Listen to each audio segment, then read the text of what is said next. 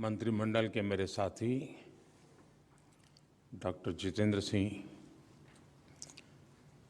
पीके Mishra ji, Rajiv Gauba ji, Shri V Srinivasan जी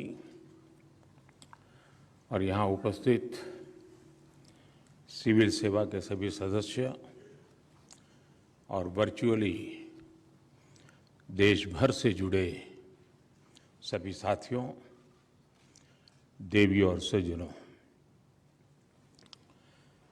civil सेवा दिवस पर आप सभी कर्मयोगियों को बहुत बहुत शुभकामनाएं। आज जिन साथियों को ये अवार्ड मिले हैं, उनको, उनकी पूरी टीम को और उस राज्य को भी मेरी तरफ से बहुत बहुत बधाई।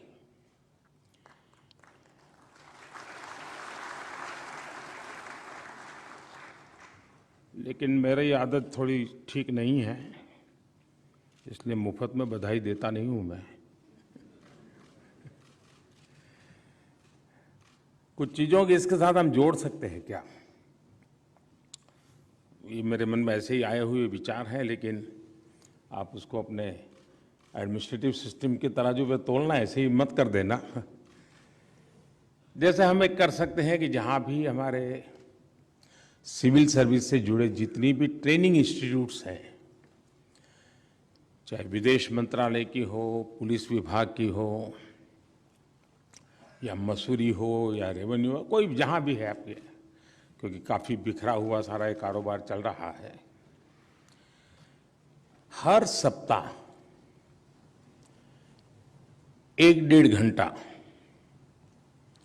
वर्चुअली ये जो अवार्ड विनर हैं, वे अपने ही राज्य से इस पूरी कल्पना क्या थी, कैसे शुरू किया, कौन सी कठिनाइयां आई, पूरा प्रेजेंटेशन दे वर्चुअली। इन सबको, ट्रेनीज को, क्वेश्चन आंसर्स हो,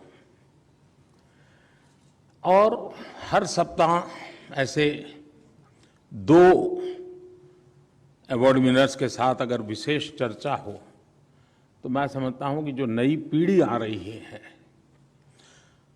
उनको एक प्रैक्टिकल अनुभव, बातें, चीज़ों का लाभ मिलेगा। और इसके कारण जिन लोगों ने इस काम को अचीव किया है, उनको भी इस काम के प्रति जुड़े रहने का एक आनंद आएगा। धीरे धीरे उसमें इनोवेशन होते रहेंगे, एडिशन होता रहेगा। दूसरा एक काम, ये जो आज 16 साथियों को यहाँ अवार्ड मिला है, हम सभी देश के 700 से भी अधिक जो जिले हैं, उन सबको निमंत्रित करें कि इन 16 में से आप किसी एक स्कीम को सिलेक्ट कीजिए, किसी एक व्यक्ति को इंचार्ज बनाइए, और आप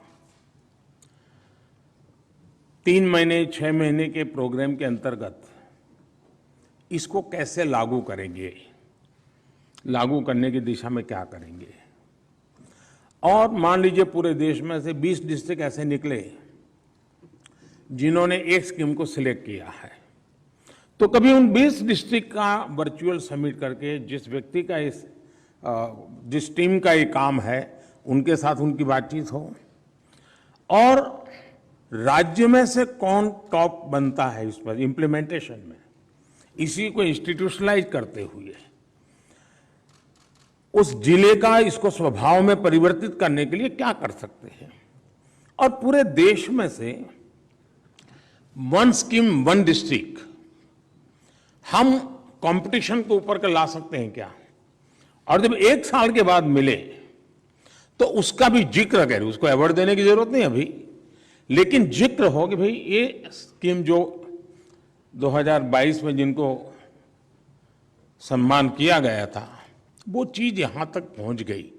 अगर मैं समझता हूं कि हम लोग इसको इंस्टीट्यूशनलाइज करने के लिए इंस्टीट्यूशनलाइज करें, क्योंकि मैंने देखा है कि सरकार का स्वभाव जब तक वो किसी कागज के चौखट में चीज नहीं आती है वो चीज आगे बढ़ नहीं पाती है। इसलिए किसी चीज को इंस्टीट्यूशनलाइज करना है तो उसके लिए एक इंस्टीट्यूशन बनानी पड़ती है। तो जरूरत पड़े तो ये भी एक व्यवस्था खड़ी कर दी जाए तो हो सकता है कि अदरवाइज क्या होगा कि भाई चलिए, कुछ तो ऐसे लोग होते हैं कि जो मन में तय करते हैं कि मुझे ये अचीव करना है, तो 365 दिन दिमाग उसी में खपाते हैं, सभी को उसी में जोड़ देते हैं और एक आध अचीव कर लेते हैं और अवार्ड भी प्राप्त कर लेते हैं। लेकिन बाकी चीजों को देखें तो कहीं पीछे रह जाते हैं। तो ऐसी कमियां भी महसूस ना हो, एक स्वस्थ स्पर्धा का वातावरण बने, उस दिशा में अगर हम कुछ सोचे तो शायद जो हम चाहते हैं कि एक बदलाव आए, वो बदलाव शायद हम ला सकते हैं। साथियों, आप जैसे साथियों से इस प्रकार से संवाद मुझे लगता है शायद 20-22 साल से मैं लगातार इस काम को कर रहा हूं। और पहले मुख्यमंत्री के रूप में करता था, एक छोटे दायरे में करता था। प्रधानमंत्री बनने के बाद थोड़ा बड़े दायरे में हुआ और बड़े बड़े लोगों के साथ हुआ। और उसके कारण एक प्रकार से हमें अन्योन्य, कुछ आपसे मैं सीखता हूं, कुछ मेरी बातें आप तक पहुंचा पाता हूं। तो एक प्रकार से संवादना एक अच्छा सा हमारा ये माध्यम बना है, परंपरा बनी है।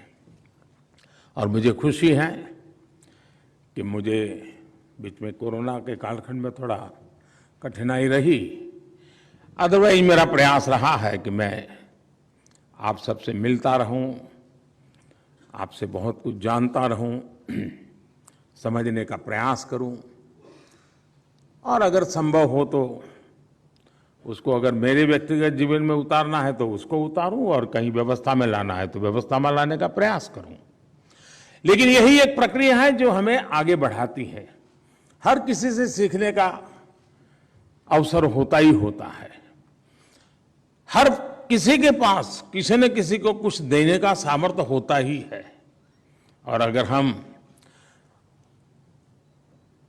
उस भाव को विकसित करते हैं तो स्वाभाविक रूप से उसको स्वीकार करने का मन भी बन जाता है।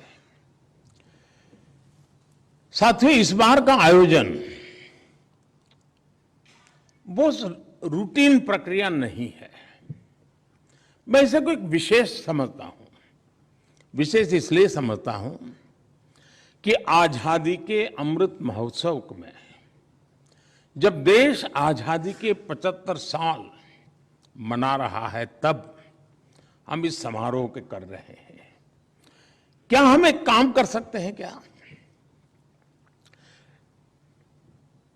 और मैं मानता हूं कि इसको हमने, क्योंकि कुछ चीजें होती हैं जो सहज रूप से नया उमंग उत्साह भर देती है। मान लीजिए आप जिस डिस्ट्रिक्ट में काम करते हैं और पिछले 75 साल में उस डिस्ट्रिक्ट के मुखिया के रूप में जिन्होंने काम किया है, उसमें से कुछ जीवित होंगे, कुछ नहीं होंगे। इस आजादी के अमृत महोत्सव के निमित्त एक बार उस डिस्ट्रिक्ट में उन सबको बुलाइए। उनको भी अच्छा लगेगा, 30-40 साल के बाद वो उस जगह पे वापस गए हैं।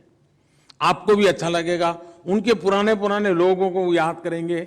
यानी एक प्रकार से उस जिला इकाई में किसी ने 30 साल पहले काम किया होगा, किसी ने 40 साल पहले काम किया होगा।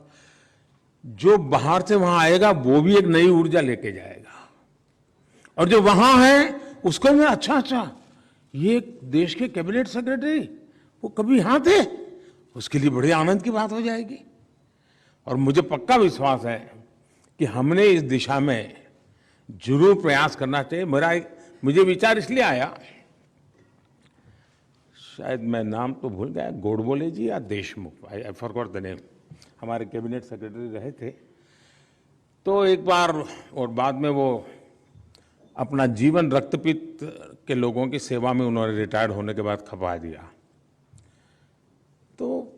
गुजरात में उन्होंने कहा वो रक्तपित्त से संबंधित कार्यक्रम के लिए आए थे, मुझे मिलना हुआ। तो तब तो संयुक्त मुंबई राज्य था, महाराष्ट्र और गुजरात अलग नहीं था। तो उन्होंने मुझे बताया, मैं बनासकांठा में डिस्ट्रिक्ट कलेक्टर था और बाद में बोले महाराष्ट्र अलग बना, तो मैं महाराष्ट्र कैडर चला गया और फिर मैं भारत सरकार में चला गया। लेकिन इतना सा सुनना मेरे लिए, मुझे उनके साथ एकदम से जोड़ दिया। तो मैंने उनको पूछा कुछ समय बनासकांठा में कैसे होता था, आप कैसे काम करते थे। यानी चीजें छोटी होती हैं लेकिन उसका सामर्थ्य बहुत बड़ा होता है। और एक मोनोटोनस जिंदगी में बदलाव लाने के लिए व्यवस्थाओं में जान भरना बहुत जरूरी होता है। व्यवस्थाएं जीवंत होनी चाहिए, व्यवस्थाएं डायनेमिक होनी चाहिए। और जब पुराने लोगों से मिलते हैं तो उनके जमाने में व्यवस्था किस कारण से विकसित हुई थी, उसकी बैकग्राउंड इंफॉर्मेशन हमें उस परंपरा को चलाना, नहीं चलाना, बदल लाना, नहीं लाना, बहुत चीजें सिखा करके जाते हैं।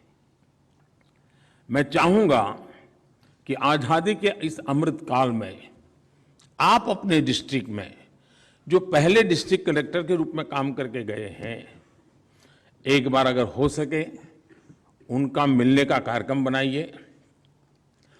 आपके उस पूरी डिस्ट्रिक्ट के लिए वो एक अनुभव नया आएगा।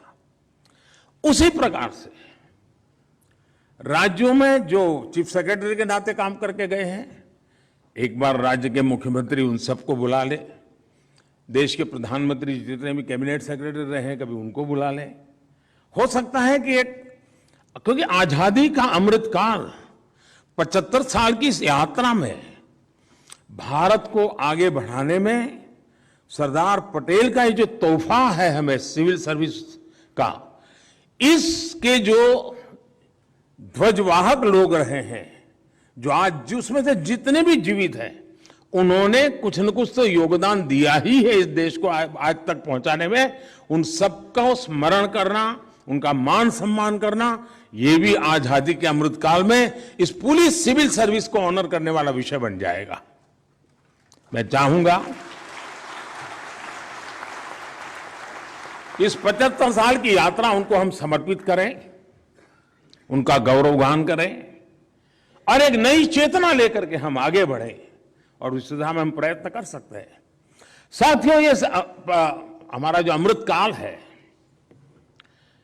ये अमृत काल सिर्फ बीते 7 दशक का जय जयकार करने का ही है, ऐसा नहीं है।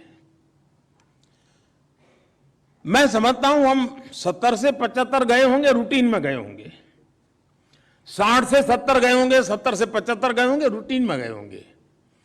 लेकिन 75 से 2047 इंडिया एट 100 ये रूटीन नहीं हो सकता है। ये आज का अमृत महोत्सव हमारा वो एक वाटरशेड होना चाहिए जिसमें अब 25 साल को एक इकाई के रूप में ही हमने देखना चाहिए, टुकड़ों में नहीं देखना चाहिए। और हमने इंडिया एट 100 अभी से उसका विजन देख करके, और विजन देश में क्या वो नहीं, डिस्ट्रिक्ट में मेरा डिस्ट्रिक्ट 25 साल में कहां पहुंचेगा, मैं इस डिस्ट्रिक्ट को 25 साल के बाद कैसा देखता हूं। और मैं कागज में लिखित रूप से, हो सके तो आपके डिस्ट्रिक्ट के दफ्तर में लगाइए, हमें यहां तक पहुंचना है। आप देखिए एक नई प्रेरणा, नया उत्साह, नया उमंग उसके साथ जुड़ जाएगा।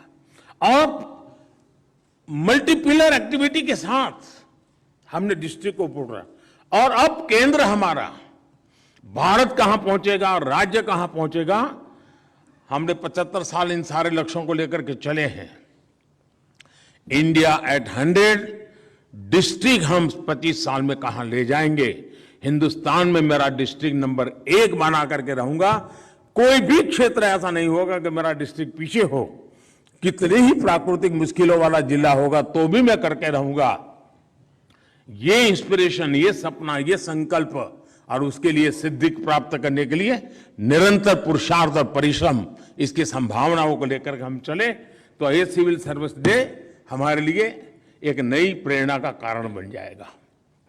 साथियों, हर भारतवासी आज आपको जिस आशा आकांक्षा से देख रहा है उसे पूरा करना में आपके प्रयासों में कोई कमी ना हो, उसके लिए आज आपको भी सरदार वल्लभ भाई पटेल ने हम सबको जो प्रेरणा दी, जो संदेश दिया और जिस संकल्प के लिए हमें प्रेरित किया, हमें उस संकल्प को फिर से एक बार दोहराना है, हमें फिर से खुद को उसके लिए वचनबद्ध करना है और यहीं से कदम को आगे बढ़ाते हुए निकलना है।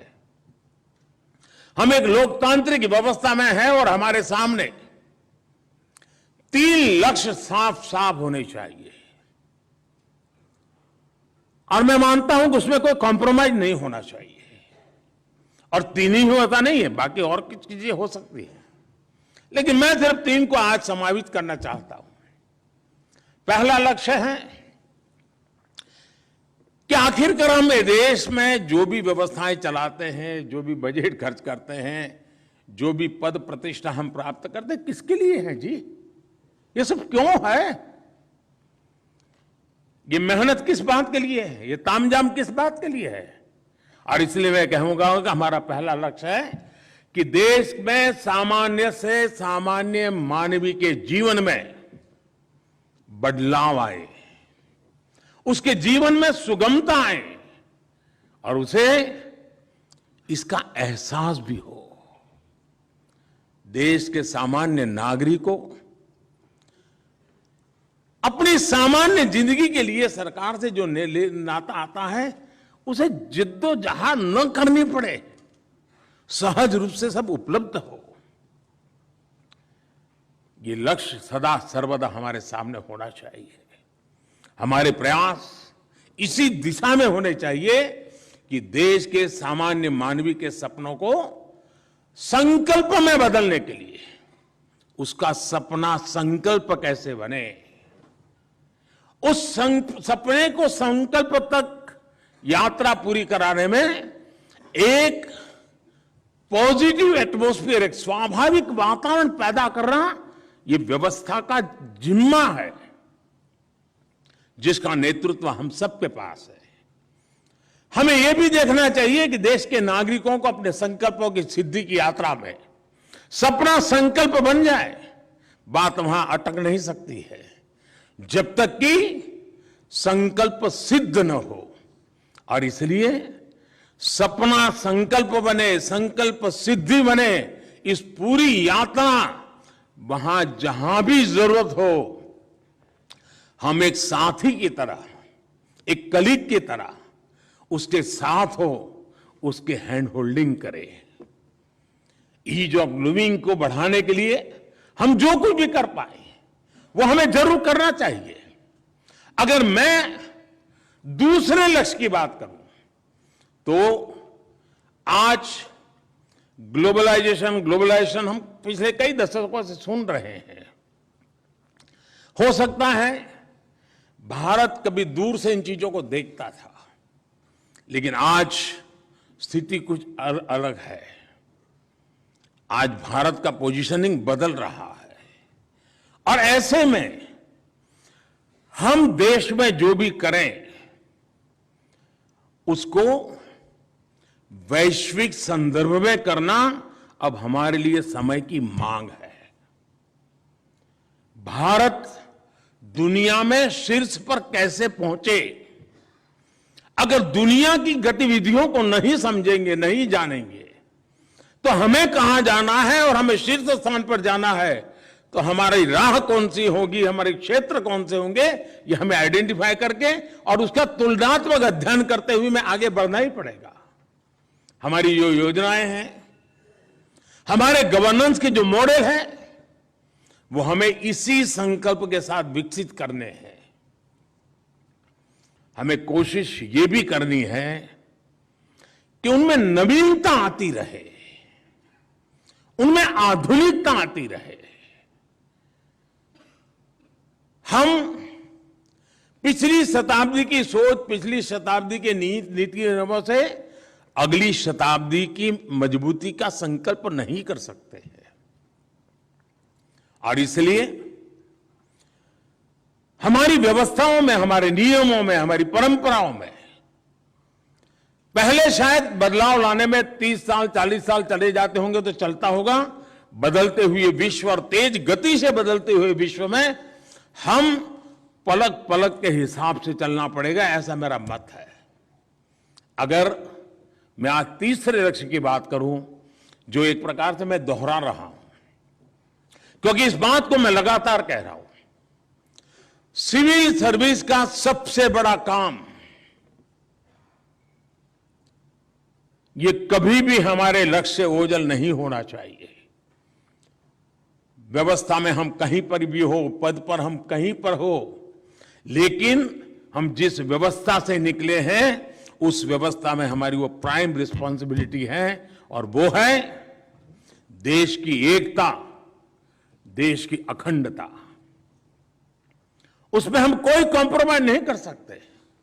स्थानीय स्तर पर भी हम जब भी कोई निर्णय करें, वो निर्णय कितना ही लोक लुभावना हो, वाहवाही बटोरने वाला हो, कितना ही आकर्षक लगता हो, लेकिन एक बार उस तराजू से भी उसको तोल दीजिए कि मेरा ये छोटे से गांव में कर रहा हूं जो निर्णय है, कहीं वो मेरी देश की एकता अखंडता के लिए रुकावट बनने वाला है, तो मैं कोई बीज तो नहीं बोल रहा हूं। आज तो अच्छा लगता हो, प्रिय लगता हो, लेकिन श्रेयस्कर न हो।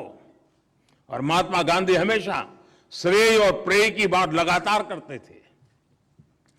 हम उस बात की ओर आग्रही बने।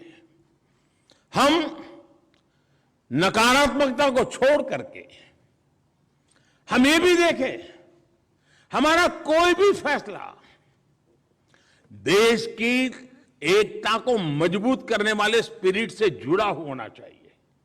सिर्फ वो तोड़ता नहीं, इतना इनफ नहीं है, वो मजबूती देता है कि नहीं देता है। और विविधता भरे भारत के अंदर हमें लगातार एकता के मंत्र का सॉल्यूशन करते ही रहना पड़ेगा, और ये पीढ़ी दर पीढ़ी करते ही रहना पड़ेगा, और उसकी चिंता हमें निकालनी पड़ेगी।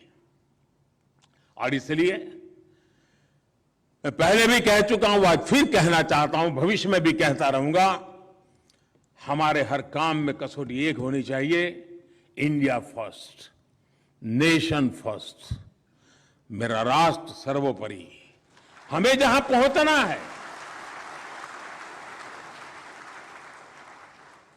लोकतंत्र में शासन व्यवस्थाएं भिन्न भिन्न राजनीतिक विचारों से प्रेरित हो सकती है, और वो भी लोकतंत्र में आवश्यक भी है, लेकिन प्रशासन की जो व्यवस्थाएं हैं उसके केंद्र में देश की एकता और अखंडता और निरंतर भारत की एकता को मजबूत करने के मंत्र को हमने आगे बढ़ाना चाहिए। साथियों, अब जैसे हम डिस्ट्रिक्ट लेवल पे काम करते हैं, राज्य लेवल पे काम करते हो, या भारत सरकार में काम करते हो, क्या इसका कोई सर्कुलर निकलेगा क्या कि नेशनल एजुकेशन पॉलिसी में से क्या क्या मुझे मेरे डिस्ट्रिक्ट के लिए उठाना है, उसमें से कौन सी चीजें लागू करनी है?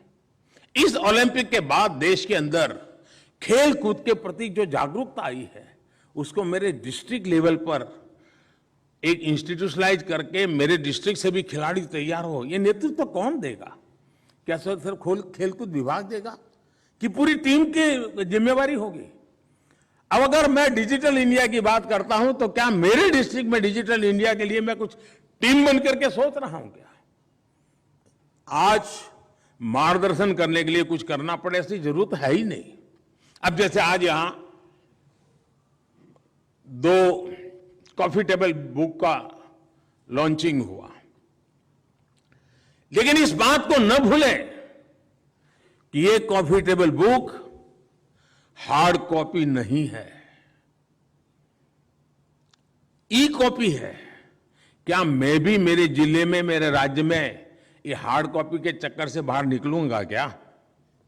वरना मैं भी बड़े बड़े थप्पे बना दूंगा और बाद में कोई लेने वाला नहीं निकलता है।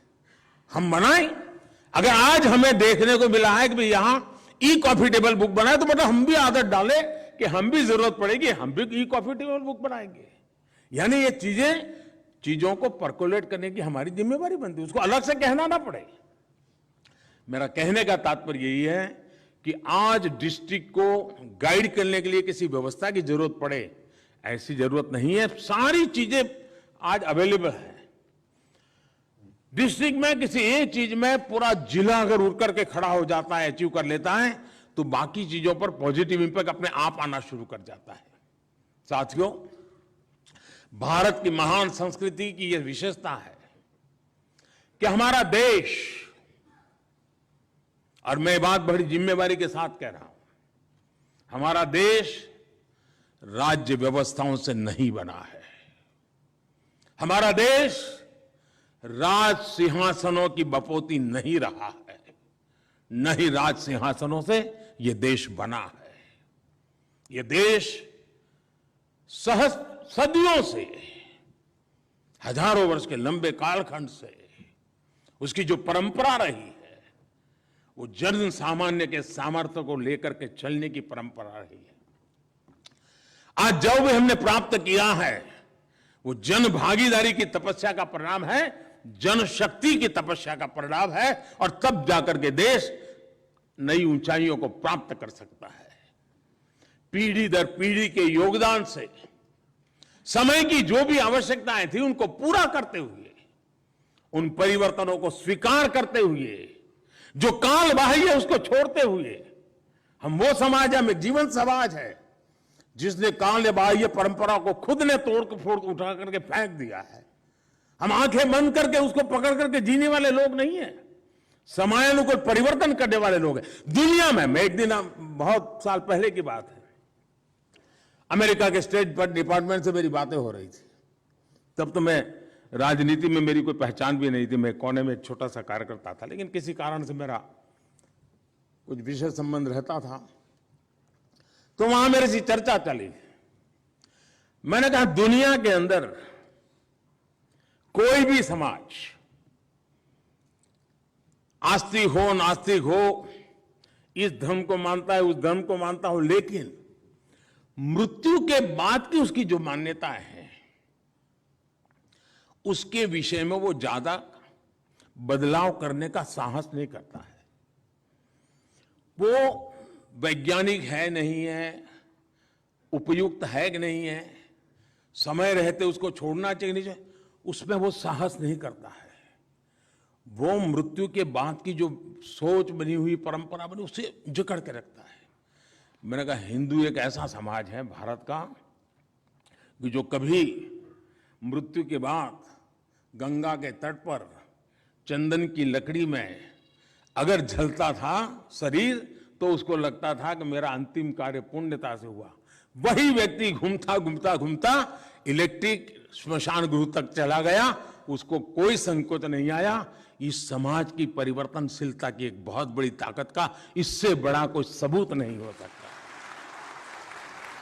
विश्व का कितना ही आधुनिक समाज हो, मृत्यु के बाद उसकी जो धारणा है उसको बदलने का सामर्थ्य नहीं होता है। हम उस समाज के लोग हैं, इस धरती की एक ताकत है कि हम मृत्यु के बाद की व्यवस्थाओं में भी अगर आधुनिकता की जरूरत पड़ी तो उसको स्वीकार करने के लिए तैयार होते हैं। और इसलिए मैं कहता हूं कि देश नित्य नूतन, नित्य परिवर्तनशील, नवीन को स्वीकारने के सामर्थ्य वाली एक समाज व्यवस्था का परिणाम है कि आज उस महान परंपरा को गति देना हमारे जिम्मे है। क्या हम उसे गति देने का काम कर रहे हैं क्या? फाइल को ही गति देने से जिंदगी बदलती रही है साथियों। हमने उस एक सामाजिक व्यवस्था के तहत शासन व्यवस्था का एक सामर्थ्य होता है, तब मुझे पूरे समाज जीवन का नेतृत्व देना मेरा दायित्व बन जाता है। और वो सिर्फ पॉलिटिकल लीडर का काम नहीं होता है, हर क्षेत्र में बैठे हुए सिविल सर्विस के मेरे साथियों को लीडरशिप देनी होगी और समाज में परिवर्तन के लिए अगुवाई करने का काम के लिए अपने आप को सज्ज करना होगा, और तब जाकर के हम परिवर्तन ला सकते हैं दोस्तों। और परिवर्तन लाने का सामर्थ्य देश में है, और सिर्फ हम ही विश्वास लेके जी रहे ऐसा नहीं, दुनिया बहुत बड़ी आशा के साथ हमारी तरफ देख रही है। तब हमारा कर्तव्य बनता है कि उस कर्तव्य की पूर्ति के लिए हम अपने आप को सज्ज करें। अब जैसे हम नियमों और कानूनों के बंधन में ऐसे जकड़ जाते हैं, कहीं ऐसा कर करके जो सामने जो एक नया वर्ग तैयार हुआ है, जो युवा पीढ़ी तैयार हो रही है, क्या हम उसके साहस को, उसके सामर्थ्य को, हमारे ये नियमों की जंजाल उसे जकड़ तो नहीं रही है ना, उसके सामर्थ्य पर प्रभावित तो नहीं कर रही है ना? अगर ये कर रही है तो मैं शायद समय के साथ चलने का सामर्थ्य खो चुका हूं। मैं उज्जवल भविष्य के लिए, भारत के उज्जवल भविष्य के लिए अपने आप के कदम सही दिशा में सही सामर्थ्य के साथ चला सकूं, वो शायद मैं खो चुका हूं। अगर मैं इससे बाहर निकलता हूं तो मैं स्थितियों को बदल सकता हूं। और हमारे देश में आज भी देखा होगा, अभी आईटी सेक्टर दुनिया में भारत की जो एक छवि बनाने में अगर किसी ने शुरुआती रोल किया है तो हमारे आईटी सेक्टर के 20, 22, 25 साल के नौजवानों ने किया है। लेकिन अगर मान लीजिए हम ही लोगों ने उसमें अड़ंगे डाल दिए होते, कानून नियमों में उसको जकड़ दिया होता, तो न मेरा आईटी सेक्टर इतना फला फूला होता, न ही दुनिया के अंदर उसका डंका बजा होता। दोस्तों, हम न थे तो वो आगे भी बढ़ पाए। तो कभी कभी हमें भी तो सोचना चाहिए कि दूर रह करके, ताली बजा करके, प्रोत्साहित करके भी दुनिया को बदला जा सकता है। आज हम गर्व कर सकते हैं स्टार्टअप्स के विषय में। 2022 अभी तो पहला क्वार्टर अभी पूरा हुआ है। 2022 के पहले क्वार्टर में 3 महीने के छोटे कालखंड के अंदर मेरे देश के नौजवानों ने स्टार्टअप की दुनिया में 14 यूनिकॉर्न की जगह प्राप्त कर ली। मित्रों, एक बहुत बड़ा अचीवमेंट है। अगर 14 यूनिकॉर्न सिर्फ 3 महीने के भीतर भीतर मेरा देश का नौजवान उस ऊंचाई को प्राप्त कर सकता है, हमारी क्या भूमिका है? कभी कभी तो हमें जानकारियां भी नहीं होती है कि मेरे डिस्ट्रिक्ट का नौजवान था और टियर 2 सिटी के कोने में बैठा हुआ काम कर रहा था। अब अखबार में आया तो पता चला, अरे वो तो यहां पहुंच गया है। इसका मतलब ये हुआ कि शासन व्यवस्था के बाहर भी समाज के सामर्थ्य की ताकत बहुत बड़ी होती है। क्या मैं उसके लिए पोषक हूं कि नहीं हूं?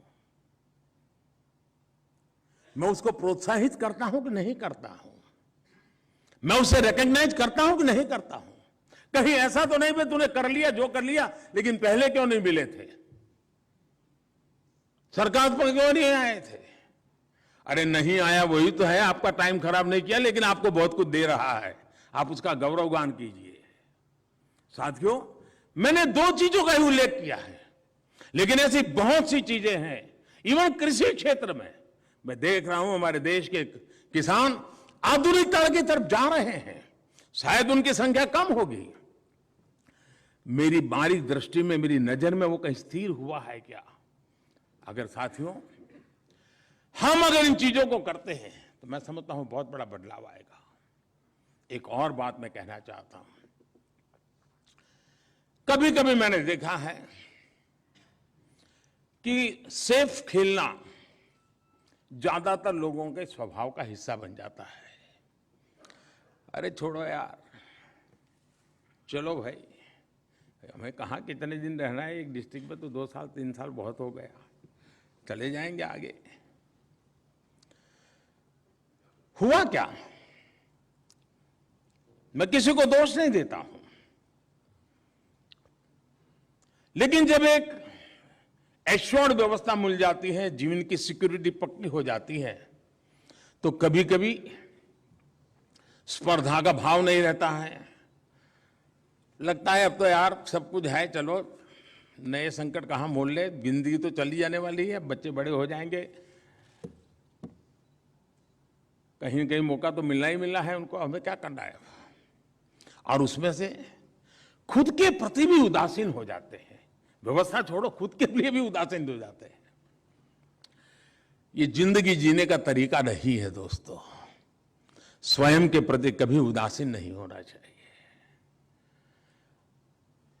जी भर के जीने का आनंद लेना चाहिए और कुछ कर कर के गुजरने का हर पल का हिसाब लेते रहना चाहिए, तब जाकर के जिंदगी जीने का मजा आता है। बीते हुए पल में मैंने क्या पाया, बीते हुए पल में मैंने क्या दिया, इसका लेखा जोखा करने का अगर स्वभाव नहीं है तो जिंदगी धीरे धीरे खुद को ही खुद से उदास कर देती है और फिर जीने का वो जज्बा ही नहीं रहता है दोस्तों। मैं तो कभी कभी कहता हूं कि एक सितार वादक और एक टाइपिस्ट, दोनों का फर्क देखा है क्या? एक कंप्यूटर ऑपरेटर उंगली को ही खेल करता है, लेकिन 45-50 की उम्र पहुंचते हुए कभी मिलोगे तो बड़ी मुश्किल से ऊपर देखता है। एक दो बार बोलो तो सुनता भी नहीं है। बड़े आग्रह से कहो, हाँ साहब क्या था।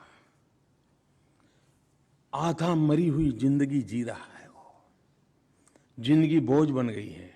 करता तो उंगली का ही काम है, टाइपराइटर पे उंगली ही घुमाता है। और दूसरी तरफ सितार वादक, वो भी तो उंगली का खेल करता है, लेकिन उसको 80 साल की उम्र में मिलिए चेहरे पर चेतना नजर आती है, जिंदगी भरी हुई नजर आती है, सपनों से जीने वाला इंसान नजर आता है। दोस्तों, उंगली के ही खेल दोनों ने गुजारे हैं, लेकिन ये चलते चलते मरता चला जाता है, दूसरा चलते चलते जीता चला जाता है। क्या ये बदलाव जिंदगी को भीतर से जीने का संकल्प हमारा होता है क्या? तब जाकर के जिंदगी बदली जाती है दोस्तों। और इसलिए मैं कहता हूं साथियों कि मेरी इस टीम में देश के हर कोने में लाखों मेरे साथी हैं। उनके जीवन में चेतना होनी चाहिए, सामर्थ्य होना चाहिए, कुछ कर गुजरने का संकल्प होना चाहिए, तभी तो जिंदगी जीने का आनंद आता है दोस्तों। कभी लोग मुझे पूछते हैं कि साहब थक नहीं लगते हो? शायद यही कारण है जो मुझे थकना नहीं देता है। मैं पल पल को जीना चाहता हूं, पल पल को जी करके औरों को जीने के लिए जीना चाहता हूं। साथियों, इसका परिणाम क्या आया है?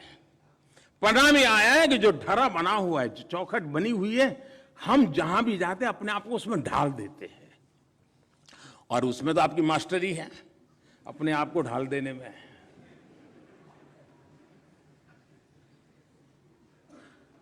किसी को ये अच्छा लगता होगा, लेकिन मुझे लगता है कि शायद ये जिंदगी नहीं है दोस्तों।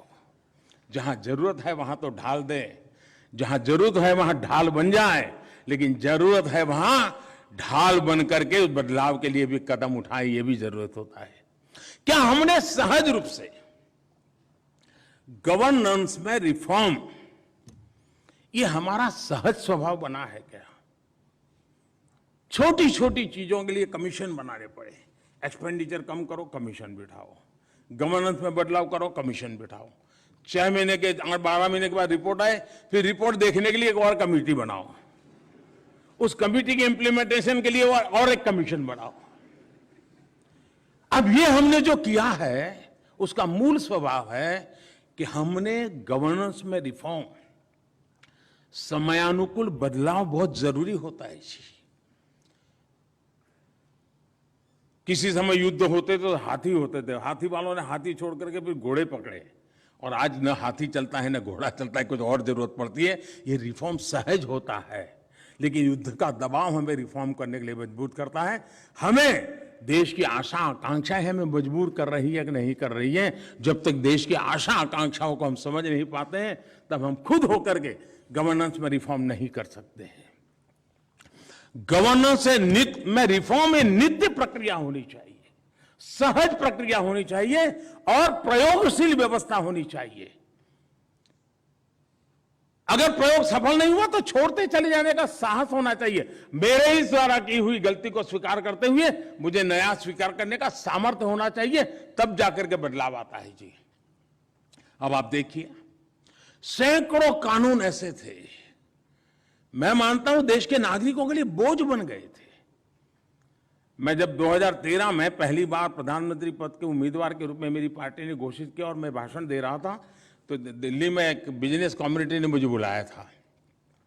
चुनाव के 4-6 महीने अभी तो बाकी थे 2014 के। तो उन्होंने मुझे पूछा क्या करोगे? मैंने कहा मैं रोज एक कानून खत्म करूंगा, नए कानून नहीं बनाऊंगा। तो उनको आश्चर्य हुआ और मैंने पहले 5 साल में 1500 कानून खत्म किए थे। मुझे बताइए साथियों, ऐसे कानूनों को लेकर के हम क्यों जिंदा होते? और मुझे आज भी मेरा मत, ऐसे बहुत से कानून होंगे बेकानून पड़े हुए हैं। अरे आप तो कोई इनिशिएटिव लेकर के खत्म करो ना भाई, देश को जंजाल से बाहर निकालो। उसी प्रकार से कंप्लायंस, हम न जाने नागरिकों से क्या क्या मांगते रहते हैं जी। मुझे कैबिनेट सेक्रेटरी को कहा कि भाई बाकी दुनिया देश के काम होंगे, आप इसका जिम्मा लीजिए, ये कंप्लायंस से देश को मुक्त कीजिए, नागरिकों को मुक्त कीजिए। आजादी के 75 साल हुए, नागरिकों को इस जंजाल में क्यों फंसा के रखे हो? और एक ही दफ्तर में 6 लोग बैठे होंगे, हर टेबल वाले के पास जानकारी होगी, लेकिन फिर भी वो अलग मांगेगा, बाजू वाले तो नहीं लेगा।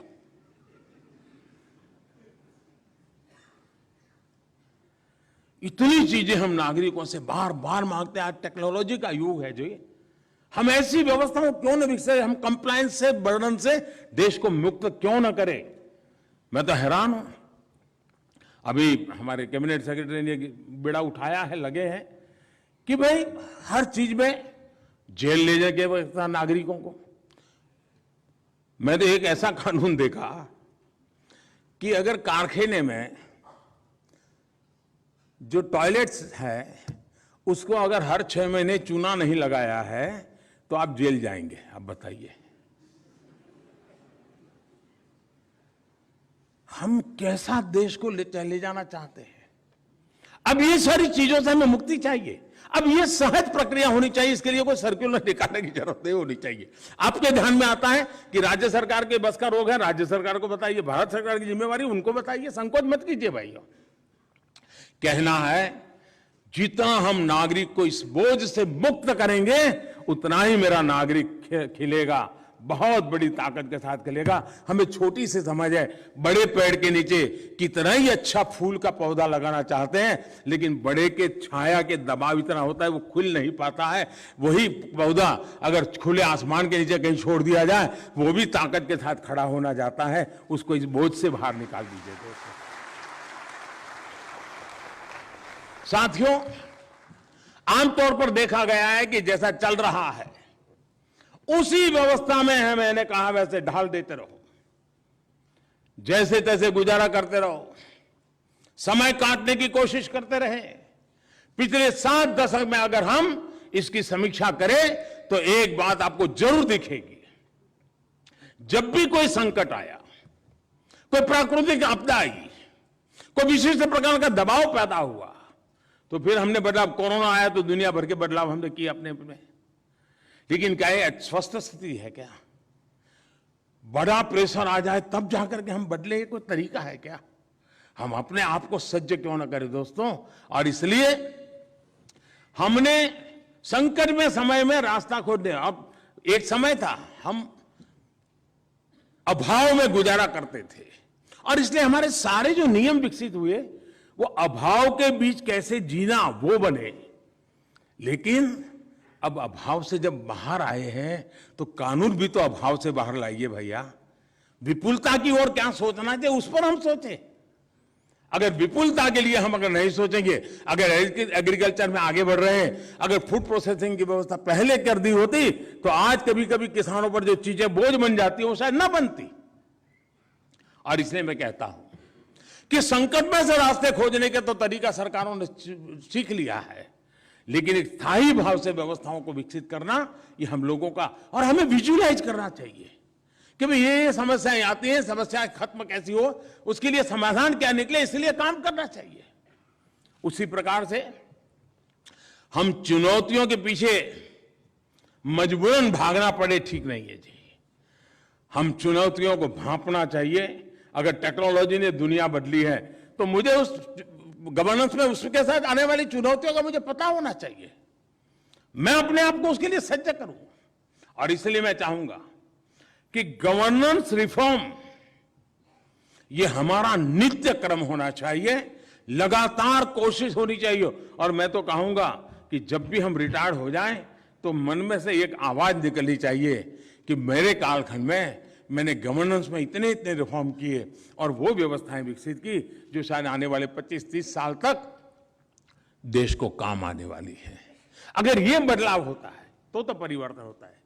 साथियों, बीते 8 साल के दौरान देश में अनेक बड़े काम हुए। इनमें से अनेक अभियान ऐसे हैं जिनमें मूल में बिहेवियरल चेंज है। ये कठिन काम होता है और राजनेता तो कभी इसमें हाथ लगाने की हिम्मत ही नहीं करता है। लेकिन मैं राजनीति से बहुत परे हूं दोस्तों। लोकतंत्र में एक व्यवस्था है, मुझे व्यवस्था से गुजर करके आना पड़ा है, वो अलग बात है।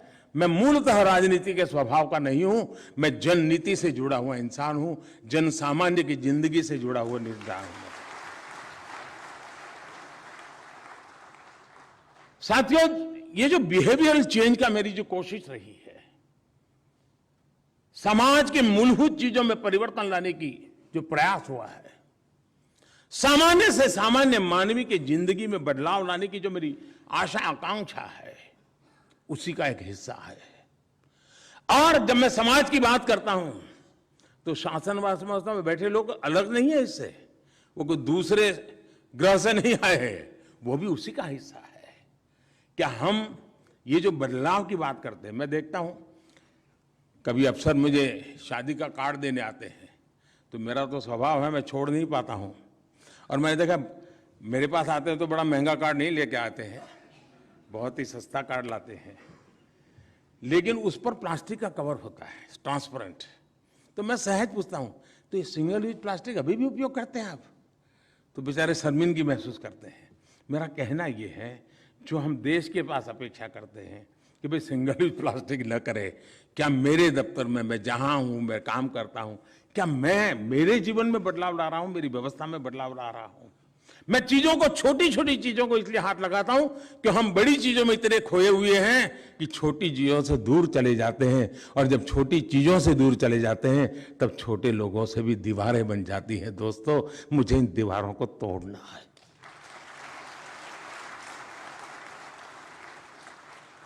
अब स्वच्छता का अभियान मुझे कोशिश करनी पड़ती है। हर 15 दिन में डिपार्टमेंट में क्या चल रहा है, देखो स्वच्छता का कुछ हो रहा है क्या? इतने 2 साल, 3 साल, 5 साल हो गए दोस्तों, क्या अब वो हमारे डिपार्टमेंट में स्वभाव बनना चाहिए कि नहीं बनना चाहिए?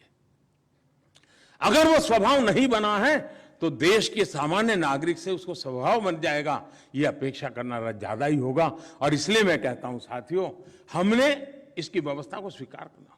अब हम डिजिटल इंडिया की बात करते हैं, फिनटेक की चर्चा करते हैं। भारत ने फिनटेक में जो गति लाई है, डिजिटल पेमेंट की दुनिया में जो कदम उठाया, जब मैं काशी के किसी नौजवान को इनाम मिलता है हमारे अफसर को, तो ताली बजाने का मन तो कर जाता है। क्यों? क्योंकि वो रेडी पटरी वाला कोई डिजिटल पेमेंट की काम कर रहा है और हम तस्वीर पर देखते हैं, अच्छा लगता है। लेकिन मेरा बाबू वो डिजिटल पेमेंट नहीं करता है। अगर मेरी व्यवस्था में ही बैठा हुआ इंसान वो काम नहीं करता है, मतलब मैं इसे जन आंदोलन बनाने में रुकावट बना हूं। सिविल सर्विस डे में ऐसी बातें करनी की नहीं चाहिए कि नहीं करनी चाहिए, विवाद हो सकता है। आप तो 2 दिन बैठने वाले, तो मेरी भी बाल की खाल उधार लोगे, मुझे पूरा पता है। लेकिन फिर भी साथियों, मैं कहता हूं, जो चीजें अच्छी लगती है, जो हम समाज से अपेक्षा करते हैं, उसका कहीं न कहीं हमें अपने से भी शुरू करना चाहिए, हमने कोशिश करनी चाहिए। अगर हम इन चीजों को कोशिश करेंगे तो हम बहुत बड़ा परिवर्तन ला सकते हैं। हम कोशिश करें। अब जेम पोर्टल, क्या बार बार सर्कुलर निकालना पड़े क्या कि हम अपने डिपार्टमेंट को जेम पोर्टल पर 100% कैसे ले जाएं? एक सशक्त माध्यम बना है दोस्तों। हमारा यूपीआई ग्लोबली एप्रिशिएट हो रहा है। क्या मेरे मोबाइल फोन पर यूपीआई की व्यवस्था है क्या? मैं यूपीआई की आदत डाल चुका हूं क्या? मेरे परिवार के सदस्यों ने डाला हुआ है क्या? बहुत बड़ा सामर्थ्य हमारे हाथ में है।